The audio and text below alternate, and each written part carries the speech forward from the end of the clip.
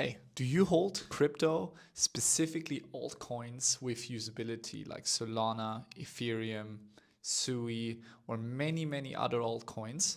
And they're just sitting in your wallet, whether it's a ledger or an exchange, and you just don't do anything with it. Well, then listen up. This is going to be very important. That's exactly the stage where I have been just under a year ago.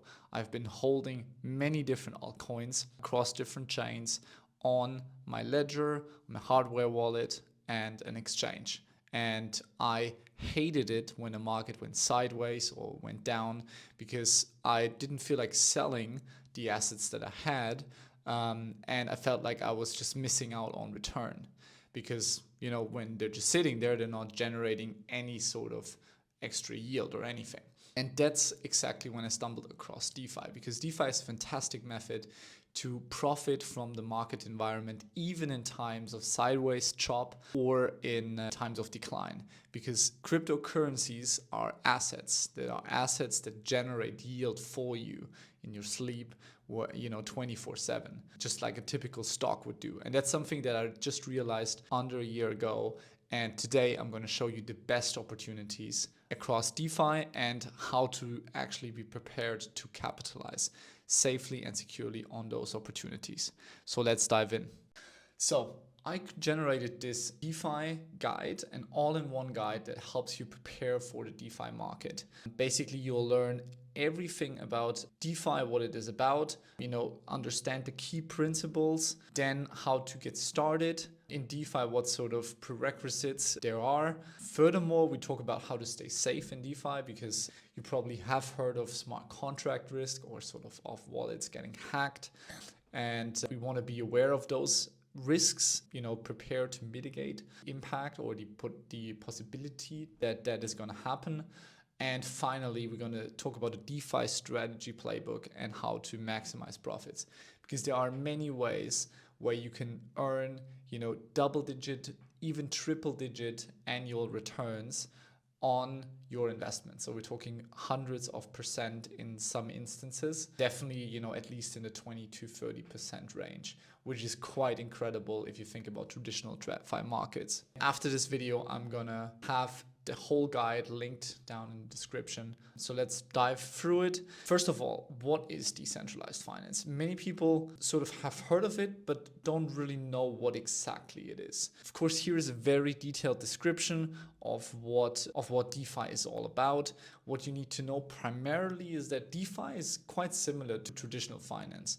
You can lend money, you can borrow money, you have sort of a wallet or a bank account. So it has similar concepts as traditional finance has, so like traditional banks and the banking system. However, it has some key differences, which I would argue actually make DeFi a lot more attractive to the everyday user. First of all, it's the true ownership of assets, because you hold your assets in a wallet, whether it's a hardware wallet or a hot wallet, which is basically a browser extension. You own that wallet, and you are the only person in the whole world that has the keys, or hopefully the only person. If you don't share the keys, you're the only person who holds those keys. So there's no institution that's handling or managing your assets, right? Where you have to knock on the door and basically hope that they have some good money management and you can withdraw all your assets if you decide to do so. And in DeFi, that's different, right? You are the true owner of the asset because the money is directly with you in your wallet. Secondly, it's global and borderless. So if you need to send money to anyone on this planet, just get their public key of their wallet and you can send them money instantly. And you can not only send Bitcoin or Solana, but you can also just send digital dollars like USDC, USDT, or USDE. Those are like the typical stable coins that are active across DeFi protocols. And that is super efficient, right? Just for me personally, I've sent a lot of money across the pond, basically from the US to Europe, just via DeFi. And it was so smooth and easy and also most importantly cheap when it comes to transaction fees, and that was truly one of a kind. Thirdly, it's open and transparent. Blockchains are 100% transparent, so you can see where funds go. You can also look at other wallets, what other wallets are doing if you on an exchange or sort of across a DeFi protocol. If you want to see what a wallet specifically is doing, how the money is flowing, you can see that. The only thing that you cannot see is who is the owner of that wallet, because wallet, or like for wallet, there's a public address and a private key, and the public address is of course public, but the private key is private, and the owner of the wallet is not revealed unless they reveal themselves, right? Generally, the yield opportunities are much better in DeFi versus traditional finance, because DeFi is just a lot more efficient. And basically the point of DeFi is to remove those third parties like banks who charge high fees, who make things very inefficient, who make money flows intransparent. But if DeFi gets rid of all of that, almost all of that, and that results in much better efficiencies and in the end a lot more yield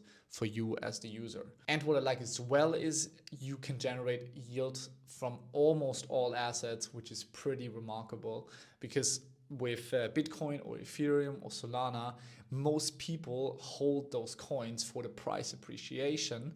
However, basically utilizing those assets properly on the blockchain can actually, generate yield, upwards of 10 to maybe 30-40%, depending on how risk tolerant you are, and we're gonna touch on that later. But that's pretty remarkable, because you earn yield in that specific coin. So basically, if you earn 10% on your Bitcoin, you actually earn that in BTC. So if you basically have one BTC in a pool or basically farming across the DeFi protocol, you will have and you leave that Bitcoin for 1 year, you will have 1.1 Bitcoin at the end of that year, which is pretty impressive. If you add that on top of the price appreciation that you're hopefully getting if you bought at a decent price, then it's going to be very, very good for you in terms of return. So that's basically what DeFi is about, and why I personally really am a big fan of DeFi, basically the opportunities it offers for you as an investor. So how to get started? So I talked before about the wallet. So what you need to have is a cold storage wallet, ideally, in addition, a hot wallet. A cold storage wallet is something you should just have. Basically, it's like a USB drive in a way, just more advanced, of course, where you can cold store your funds, which are, and that is not connected to your to the blockchain, that specific wallet. It is connected to the blockchain, but it is not hackable, which makes it generally very safe. But it limits your options, what you can do in DeFi. So in addition to that, you would need a hot wallet. There are various good options, for example, MetaMask, Phantom Wallet, Rabi Wallet. Those are sort of the most common options to use. Like setting those up is completely for free, is super quick. Important is that you write down your security phrases, typically 12 to 24 random words, and never share those words with anyone. And ideally also not store them digitally.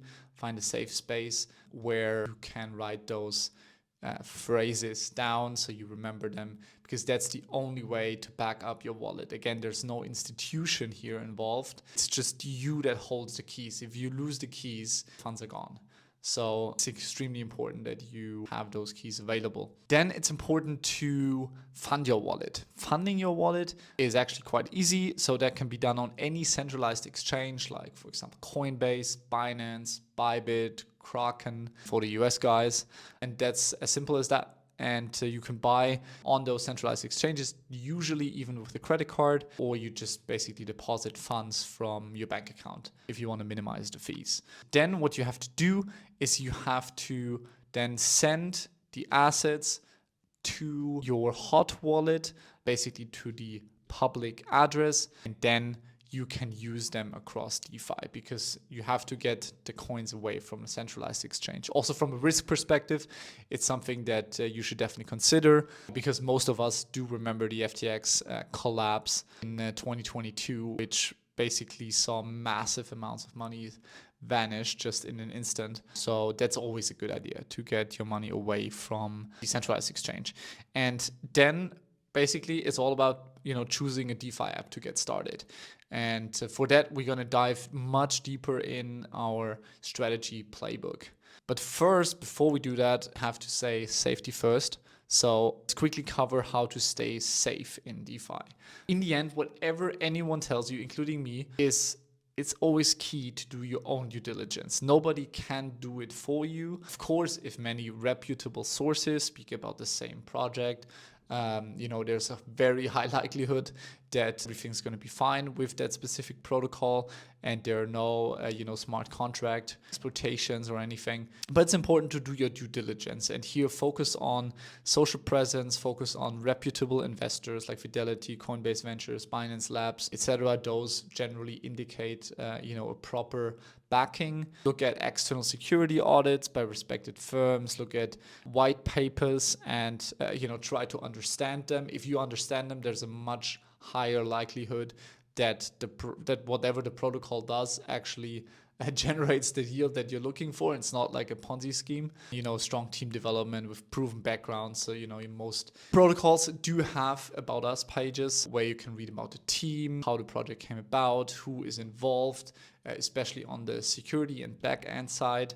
So that should give you a good understanding of who is part of the project, and if you're supplying liquidity to it, that your funds are safe. Goes without saying, but nevertheless, we're going to say it again. Never share your private keys with anyone. Again, your wallet is like a physical wallet with cash in it. No institution can bring that cash back if you just leave your wallet out in the street and, somebody else is going to take it. So make sure to never share your private keys with anyone. Secure your wallets. That's more focused towards hardware wallets. So the cold storage wallets, because they have a two-factor authentication for added protection, which is really good, right? Because then, you have an added extra layer of protection. And I think something also which is really natural is to split your assets across multiple wallets, right? You don't want all your eggs sitting in one basket. Look at the diversification. Example, I personally use 3 hot wallets and 1 cold storage wallet across my DeFi footprint, and I would recommend that if you get serious about DeFi, that you do the same. Just be aware of other threats. Look at the website. Does it look authentic? Does it look sketchy? Do they have the proper communication security turn on? Do they have proper authentication to basically be safe of bots, etc.? So that's all something to consider. But basically with anything that you do in this world, do your due diligence, be vigilant, be sort of present when you look at something, really think it through, because again, you're most often supplying liquidity. So basically your assets depositing into some sort of pool by the protocol. Basically, it's always a monetary transaction. So be aware of that. And now that you've understood how to approach DeFi, that it's actually super simple, that it is a new way of doing finance, you should sort of come hopefully to the conclusion that in addition to the yield generating opportunities that DeFi has, this is going to be an extremely learning intensive program that you're going to go through in order to be part of this new way of doing finance. In my opinion, the learning experience alone of doing it at least a couple times is going to set you worlds apart from somebody who basically maybe has just heard of crypto or bought some Bitcoin some time ago on an exchange, but all the potential that crypto has, because crypto coins are like companies. Most of them are proper companies which have sort of a utility, which offer some sort of service, and that is here for your exploration, for your gain to be had when it comes to yield generation. Don't think of all the coins as completely shit meme coins. Meme coins generally have very little utility, more culturally focused. But what we talk about here are proper finance companies that operate on blockchains. Now let's talk about the DeFi strategy playbook. And basically this is a complex table here with a selection of projects that I'm personally farming through liquidity pools, or for stablecoin yield, or just, farming the airdrop through some sort of point system. And I've curated this list. In my opinion, these are some of the best airdrops and some of the best DeFi opportunities that are out there right now. So I can only recommend you going through this list on your own in greater detail. And behind each strategy here, you can click on this open sign and you'll come to a separate page which basically outlines the exact steps that you have to do in order to generate yield and qualify for the airdrop. Airdrop is probably a new word for you if you've followed along until now. I haven't used it that extensively, but airdrops are basically when a protocol issues coins to users of their product. This is a popular mechanism of bringing the community into an ecosystem or into a project. And basically what it is you using some of the services or digital products that are offered here. Most of the time it's some sort of liquidity pool or deposit into a vault where you deposit your assets on a project, and with that you generate points, and at the end of a season, and every project decides that for themselves when a season ends, you're gonna be allocated a certain airdrop allocation. That is going to be usually in their native token. And in the end, if you don't believe in the project long term, you can also just convert those coins then to US dollar, to USDC, for example, to a stable coin, earn extra yield. And generally, airdrops should be considered extra yield on top of the yield that is offered anyway on the protocol. And here are a few protocols which offer different options for liquidity farming. And I have added here also the farming assets. So basically with what assets you can farm that particular protocol.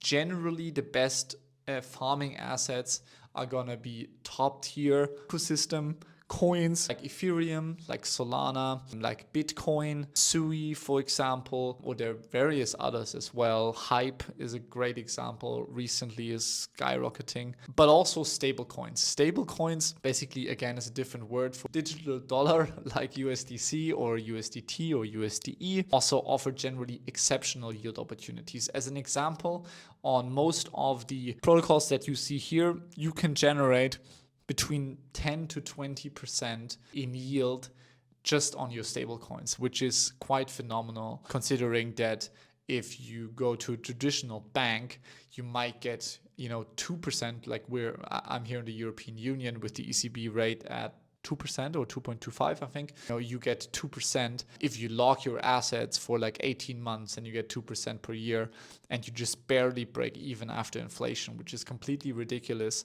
And here, without taking the risk of a more volatile asset like Bitcoin, Solana, Ethereum, which have, strong price movements sometimes, you can just invest your digital dollar here into a liquidity pool and earn very great yields, upwards of 10% for most of them, which is very spectacular. That's really good. Basically, you can scroll and see the different projects in greater detail. Of course, this video would be way too long, and it is already too long to go through each project specifically. If you want me to break down a specific project, I can make a separate video just about that particular project, but you will see all the information you need on the particular page, and links are readily available for you. Here, basically, we are here at Lombard Finance, and you can see here sort of various cross-chain vaults where you can sort of deposit your Bitcoin into. Just as an example, here you have the Centaura DeFi vault. This generates 6% per year on your Bitcoin. So basically the yield will be in BTC. So imagine you put in 1 Bitcoin for 1 year, you will have 1.06 BTC. However, in addition, you will qualify for 4 different airdrops with the points, which I can, not guarantee, but very highly likely say will generate an extra, in total, maybe 10-15% yield on your Bitcoin deposit. So that will be in total maybe around a 20% yield opportunity, 15 15-20% yield opportunity for just depositing Bitcoin. Some of it will be in BTC, again, that's 6%. The rest is going to be the rewards you will get across these other platforms. And that is, amazing if you want to hold your Bitcoin long term. Again, Bitcoin is a deflationary asset. There will only be 21 million, and with every day there are going to be more Bitcoin lost in the system of wallets that somebody has lost their private keys for. So in effect, it's a deflationary asset. So if you want to keep your Bitcoin long term, why not earn an extra 10 to 20% yield on it every single year? And that's an incredible return in addition to the price performance.